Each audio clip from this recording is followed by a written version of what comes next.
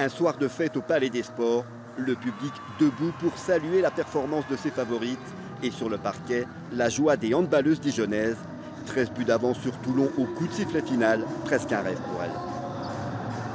Ça dépasse même toutes nos espérances parce qu'on pensait qu'on allait galérer à gagner.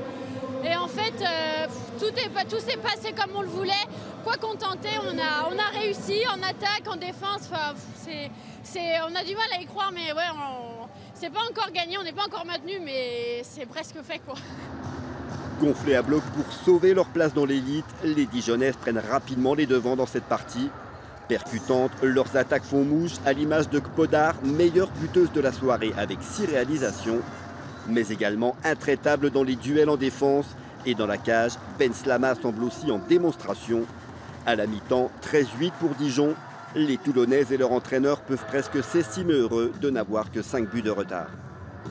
On a joué à l'envers, en fait, c'est ce qu'il nous a dit. On faisait l'inverse de ce qu'il nous disait de faire, donc on se met dedans en faisant ça et on essaie de se battre, mais derrière elles étaient dans un bon jour, tout la réussissait, elles se sont battues et voilà. En seconde période, Toulon ne trouve pas la solution et finit par abdiquer. Sans pitié, les Dijonnaises, elles, creusent l'écart et s'imposent finalement 31-18. Une troisième victoire en autant de journées dans ses playdowns. Le CDB a fait un grand pas vers le maintien, même s'il faut rester vigilant. On a vu les filles contentes, mais on est lucide. Il faut 4 victoires minimum pour être sûr de se maintenir. 3 peuvent suffire, mais ça dépend des résultats des autres.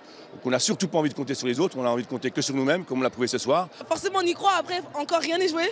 Et, tout est possible, donc on va jouer jusqu'au bout. Et on sait qu'il nous faut encore, mathématiquement, c'est une victoire pour qu'on soit maintenu sûr, mais on sait que rien n'est joué, donc ça va être compliqué. Et on va se battre jusqu'au bout.